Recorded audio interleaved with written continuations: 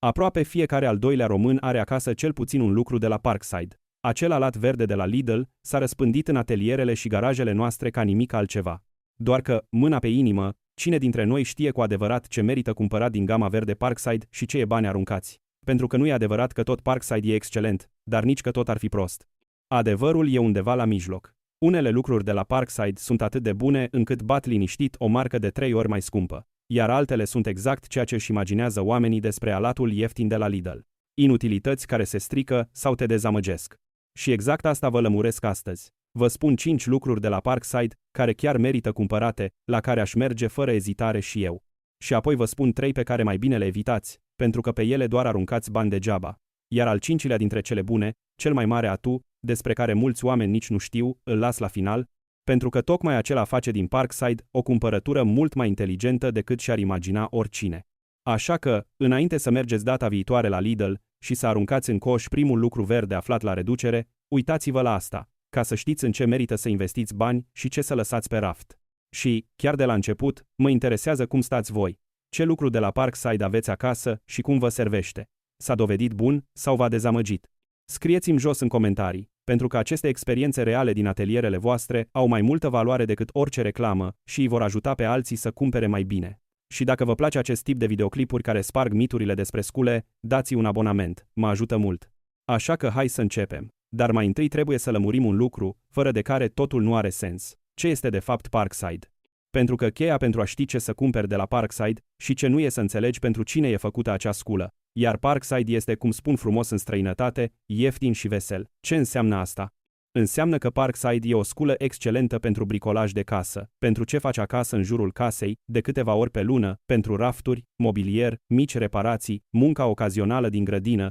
Pentru asta Parkside e excelent și costă puțin bani, dar nu e o sculă profesională pentru un meseriaș care se solicit cu ea 10 ore pe zi. Pentru asta nu e construit și acolo va da greș.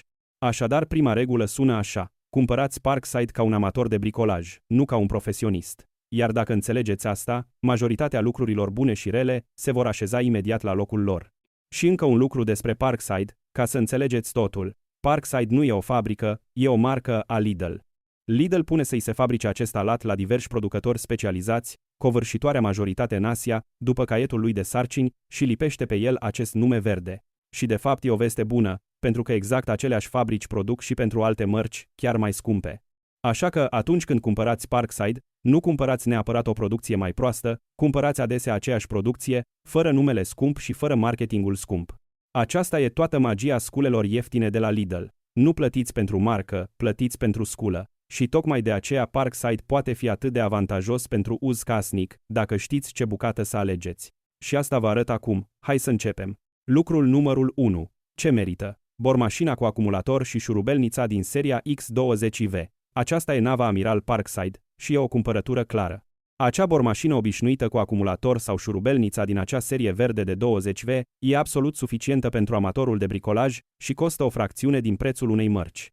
Are destulă putere ca să găurești un perete, să înșurubezi un mobilier, să agăți un raft, e ușoară, se ține bine în mână și, cel mai important, funcționează fiabil. YouTuberi străini care au comparat-o direct cu mărci scumpe precum Milwaukee, au ajuns la concluzia că, pentru lucrări casnice, Parkside se descurcă surprinzător de bine și, în același timp, costă aproximativ jumătate. Așa că, pentru ce face majoritatea oamenilor acasă, obții aceeași treabă cu mai puțini bani. Acesta e exact tipul de achiziție unde Parkside are perfect sens. Dacă ar trebui să recomand un singur lucru de la Parkside spre care să mergeți, ar fi această bormașină de bază din seria X20V. Și vă spun de ce tocmai bormașina e primul lucru pe care ar trebui să-l cumpărați de la Parkside, chiar dacă nu ați mai vrea nimic altceva. În primul rând veți folosi bormașina sau șurubelnița cel mai des dintre toate. Să agăți, să înșurubezi, să găurești, asta reprezintă 90% din bricolajul casnic. În al doilea rând, și e mai important, cu acea bormașină vă deschideți poarta către întregul sistem. Majoritatea seturilor vin cu o baterie și un încărcător și în acel moment aveți baza pe care veți construi apoi întregul atelier ieftin, pentru că orice altceva luați deja fără baterie. Așa că acea bormașină nu e doar o bormașină. E biletul vostru de intrare în întregul acel sistem inteligent despre care vom vorbi la final. Începeți cu ea, nu greșiți. Și încă un cuvânt despre putere, ca să nu vă temeți. Acea bormașină obișnuită de casă de la Parkside are liniștit în jur de 30 până la 60 Nm, care sunt unitățile de forță de strângere, iar asta e mai mult decât suficient pentru o diblă în perete și un șurub într-o scândură. Profesioniștii vânează cifre mai mari, pentru că găuresc beton toată ziua, dar voi nu aveți nevoie de atât. Pentru munca de acasă aveți forță din belșug. Lucrul numărul 2. Ce merită? Ferăstrăul pendular și alte scule similare cu acumulator din aceeași serie. Și aici apare magia întregului sistem, la care ne vom întoarce la final. Odată ce aveți acea baterie de 20V de la bormașină, se deschide în fața voastră o întreagă gamă de alte scule care merg pe aceeași baterie. Ferăstrău pendular, polizor unghiular, fierăstrău cu acumulator, suflantă și multe altele. Iar aceste unelte le cumpărați adesea doar ca așa numitul corp gol, fără baterie și încărcător, pentru că le aveți deja și astfel devine chiar mai ieftin. Ferăstrăul pendular de la Parkside, pentru tăierile ocazionale de acasă, rafturi, șipci, plăci, e absolut suficient și, la acel preț, nimic nu-i face concurență.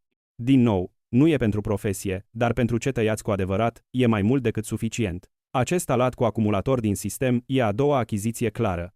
Și dacă asta vă ajută să vă orientați la Parkside, dați o privire abonamentului. Fac aceste lucruri periodic și e gratuit, așa că hai să continuăm.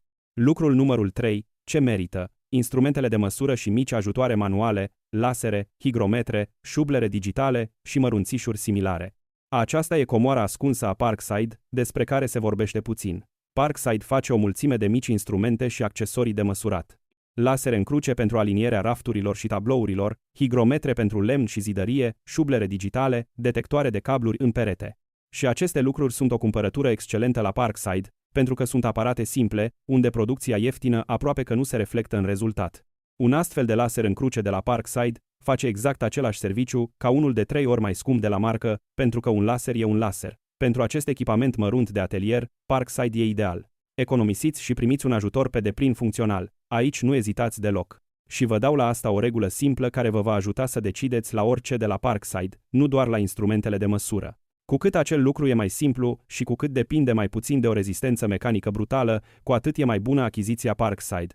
Un laser fie luminează drept, fie nu, iar cel ieftin luminează drept la fel ca cel scump. Un higrometru, fie măsoară, fie nu. La aceste aparate simple, producția ieftină aproape că nu se manifestă, pentru că nu e ce să se strice prin solicitare. Din contră, cu cât acel lucru e mai complex și mai solicitat, motor, cutie de viteze, benzină, cu atât mai mult contează calitatea și cu atât mai atenți trebuie să fiți la Parkside. Țineți-vă de această regulă unică, simplu și nesolicitat da, complex și solicitat gândiți-vă de 2 ori și vă va sfătui mai bine la Parkside decât orice tabel. Și dacă asta vă ajută să decideți, dați-mi acel abonament. Fac aceste analize periodic și vreau să ajungă la cât mai mulți oameni care nu vor să fie păcăliți. Abonarea vă costă o secundă, pentru mine e un ajutor enorm, așa că hai să mergem la al 4-lea lucru bun. Lucrul numărul 4. Ce merită? Opriți-vă, vă rog, 20 de secunde. Vreau să vă spun ceva sincer. În spatele fiecărui videoclip pe care îl vedeți aici sunt ore și ore de muncă. Stau la asta seara după muncă. Când alții s-ar odihni, eu scriu, montez, refac, ca să merite ceva. Fac asta singur. Nu am nicio firmă în spate, niciun sponsor, doar eu și timpul pe care mi-l iau singur. Iar acel timp și acea creație costă ceva. Dacă videoclipurile mele îți oferă măcar puțin, ai pe ecran un cod QR. Nu trebuie să trimiți nimic mare, chiar și câțiva lei, pe care oricine îi are la el, mă ajută să continui. Înseamnă foarte mult pentru mine. Mulțumesc că ești aici cu mine. Și acum hai să mergem mai departe. Tehnica de grădină cu acumulator pentru o grădină mai mică. Foarfece pentru iarbă cu acumulator, mici suflante, mașini de tuns gard cu acumulator, mica tehnică de grădină din aceeași serie de 20V. Pentru proprietarul unei grădini obișnuite de lângă casă, aceasta e o achiziție excelentă, mai ales pentru că merge din nou pe aceeași baterie pe care o aveți deja de la bormașină. Nu trebuie să cumpărați alt încărcător sau alt set de baterii, pur și simplu mutați bateria pe care o aveți. Pentru o grădină mare sau pentru întreținere profesională nu e potrivit, dar pentru curtea obișnuită, unde ocazional tunzi un tufiș sau sufli frunzele, e practic și ieftin. Și, datorită acelui sistem partajat de baterii, e chiar mai avantajos decât pare la prima vedere. Aceasta e a 4-a achiziție bună și vă dau un exemplu practic despre cât de inteligent se poate compune. Să spunem că, în primăvară, cumpărați acea bormașină de bază cu acumulator. Vine cu baterie și încărcător. Toamna vă e utilă o suflantă de frunze, așa că cumpărați doar corpul gol al suflantei, fără baterie, și mutați bateria de la bormașină. Sezonul următor, vreți foarfece cu acumulator pentru tufe. Din nou doar corp gol, din nou aceeași baterie. Peste 2-3 ani aveți acasă o bormașină, o suflantă, foarfece, poate un fierăstrău și ați plătit bateria și încărcătorul o singură dată la acea primă bormașină. Dacă ați compune la fel la o marcă scumpă, unde fiecare bucată vrea propria baterie scumpă, ați fi cu totul altundeva cu banii. Acesta e motivul tăcut pentru care merită un atelier casnic pe bază de Parkside. Și exact la asta ajungem acum, pentru că e al cincilea, cel mai mare lucru. Iar acum, înainte să vă spun al cincilea, cel mai mare lucru, hai să trecem prin cele 3 pe care ar trebui să le evitați, pentru că e la fel de important să știți unde Parkside nu merită banii voștri. Lucrul numărul 1, de evitat. Parkside ca sculă profesională pentru muncă zilnică grea. Acesta nu e un produs concret, ci cel mai important avertisment dintre toate. Nu cumpărați Parkside dacă vă veți solicit cu el zi de zi până la limită. Dacă sunteți meseriași, dacă construiți, dacă veți avea acea sculă în mână 8 ore pe zi, Parkside cu timpul va ceda. Chiar oamenii care îl folosesc de ani de zile recunosc că mai multe dintre uneltele lor Parkside s-au defectat după utilizare intensivă. Un tip a scris frumos că și-a cumpărat de la Parkside un fierăstrău cu lanț. După aproximativ 100 de ore de muncă, a cedat, dar pentru acei câțiva sute de lei a primit exact ce se aștepta. Acesta e tot Parkside pe scurt. Pentru banii ăia, excelent, dar pentru muncă grea, nu e făcut. Așa că, dacă vreți să câștigați bani cu el și să munciți zilnic, aici plătiți în plus pentru o marcă profesională. Nu cumpărați Parkside pentru asta, vă va dezamăgi. Și nu e că Parkside ar fi absolut prost. E pentru că e construit pentru o altă solicitare. Imaginați-vă asta ca la pantofi. Aveți tenișii pentru purtat obișnuit, comozi, ieftini, ideal pentru o plimbare prin oraș și apoi aveți bocanci solizi de lucru pentru șantier. Dacă v-ați duce pe șantier în tenișii, s-ar destrăma într-o săptămână, iar voi ați înjura ce vechituri sunt. Și totuși nu sunt vechituri, doar i-ați pus la o muncă pentru care nu sunt făcuți. Și exact asta se întâmplă cu Parkside la meseriași. Iau o sculă de casă și o pun la o muncă profesională grea, apoi se miră că nu rezistă. Rezistă exact la ce e construit, la uz casnic, și acolo servesc ani de zile. Așa că acest avertisment nu e despre faptul că Parkside n-ar ști să facă ceva, e despre a-l pune la munca potrivită. Acasă da, la muncă zilnică grea pe șantier, nu. Lucrul numărul 2, de evitat. Cea mai ieftină tehnică pe benzină, fierăstraie și mașini de tuns pe benzină Parkside. Și aici fiți atenți. Deși acel alat cu acumulator din seria de 20 vei e bun, la tehnica pe benzină, la fierăstraiele și mașinile de tuns pe benzină, e mai slab. Motorul pe benzină e un lucru mult mai complex și mai pretențios decât o sculă cu acumulator și exact acolo începe să se manifeste acea economie. Aceste mașini pe benzină sunt de obicei cea mai slabă ofertă a Parkside și există o șansă mai mare de probleme și o durată de viață mai scurtă. Dacă vreți un fierăstrău sau o mașină de tuns pe benzină, mai bine apelați la o marcă consacrată specializată pe motoare sau măcar la clasa medie. La benzină, cel mai mic preț se răzbună cel mai mult. Pe acesta l-aș lăsa pe raft la Parkside și vă explic de ce e valabil dublu la benzină, ca să nu fie doar vorba mea. O bormașină cu acumulator e de fapt un lucru simplu. Motor, cutie de viteze, baterie, electronică. Când e fabricată ieftin, de obicei tot funcționează. Dar un motor pe benzină e o cu totul altă ligă de complexitate. Un carburator care trebuie să amestece precis combustibilul cu aerul, aprindere, supape, pistoane, o mulțime de piese mobile care toate trebuie să se potrivească perfect. Iar când asta se produce cu cei mai puțini bani posibil, acea economie se manifestă exact acolo unde doare. Un carburator prost reglat, care tot creează probleme. Un motor greu de pornit sau fără forță, piese care se termină repede și sunt greu de găsit, pentru că acea serie concretă dispare de pe rafturi într-un an. La o sculă simplă cu acumulator, o producție ieftină nu deranjează atât de mult. La un motor complex pe benzină, e un joc de noroc și exact acesta e motivul pentru care, la benzină, la Parkside, mai bine mergeți în altă parte. Nu că n-ar merge deloc, dar e un pariu pe care nu vreți să-l jucați la un motor. Lucrul numărul 3, de evitat. Acele mărunțișuri și accesorii de unică folosință, absolut cele mai ieftine. Mă refer la acele seturi cele mai ieftine de vârfuri, burghie, discuri și materiale consumabile similare, care apar uneori la Parkside. Nu că ar fi total inutile, dar tocmai la accesoriile de tăiere și găurire, calitatea ieftină se manifestă foarte repede. Burghie tocite, discuri care se uzează rapid. Și, așa cum am spus într-un alt videoclip, rezultatul muncii e decis mai mult de burghie și vârfuri ascuțite decât de bormașina în sine. Așa că pentru aceste accesorii consumabile, mai bine plătiți câțiva lei în plus pentru o marcă decentă, pentru că vi se va întoarce printr-o muncă mai bună și mai curată. Sculele Parkside în sine, da, dar accesoriile cele mai ieftine pentru ele, mai bine nu, și există în asta o parte de ironie care merită înțeleasă. Cel mai ieftin set de burghie sau discuri arată ca un câștig. Primiți o grămadă pentru câțiva lei. Doar că un burghiu tocit, care se tocește imediat sau se îndoaie, vă va strica experiența muncii mai mult decât orice altceva. va rupe, va arde, gaura va fi urâtă și voi veți înjura bormașina. Când de fapt e vina acelui burghiu de câțiva bani. Și mai rău, cu un instrument tocit solicitați și mai mult bormașina, pentru că trebuie să se croiască mai mult. Așa că de fapt, distrugeți și acea sculă bună. Deci aici e simplu. Cumpărați liniștit o bormașină bună de la Parkside, dar puneți-i burghie și vârfuri decente de la o marcă specializată pe scule de tăiere. O sculă bună cu instrumente ascuțite bate liniștit o sculă scumpă cu instrumente tocite. La aceste accesorii nu se recomandă să economisiți, chiar dacă e tentant. Și acum al cincilea lucru promis, ce merită? Cel mai mare atu al Parkside, datorită căruia întregul sistem e o cumpărătură atât de inteligentă, și nu e o sculă concretă, e întregul sistem de baterii X20V. Acesta e cel mai bun și cel mai subestimat lucru din tot Parkside. Acea gamă verde de 20V, numită X20 Team, funcționează astfel încât una și aceeași baterie se potrivește în toate uneltele din acea serie. Cumpărați o bormașină cu baterie, iar aceeași baterie merge apoi în ferăstrăul pendular, în polizor, în suflantă, în fierăstrăul cu acumulator, în foarfecele de grădină, în tot. Nu trebuie să cumpărați pentru fiecare unealtă propria baterie și încărcător. Și aici e trucul cum economisiți cel mai mult. Majoritatea uneltelor le cumpărați apoi ca corp gol, fără baterie, ceea ce e semnificativ mai ieftin, pentru că bateria o aveți deja. Așa că, cu cât aveți mai multe scule din acea serie, cu atât e mai ieftină fiecare bucată nouă. Vă construiți treptat întregul atelier de scule și plătiți bateria o singură dată. Și la asta se adaugă o cireașă despre care aproape nimeni nu știe.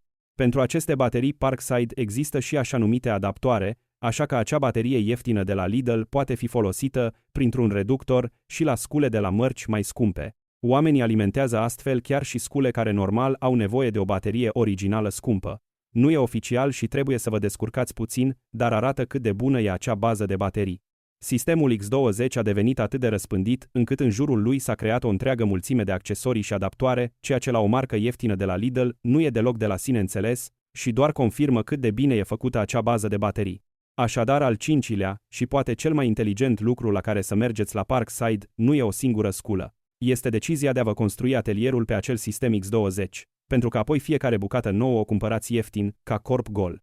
Acesta e tot secretul pentru care Parkside e atât de avantajos pentru un amator de bricolaj inteligent. Așa că hai să recapitulăm, ca să aveți totul clar înainte să mergeți data viitoare la Lidl. 5 lucruri de la Parkside la care să mergeți fără ezitare.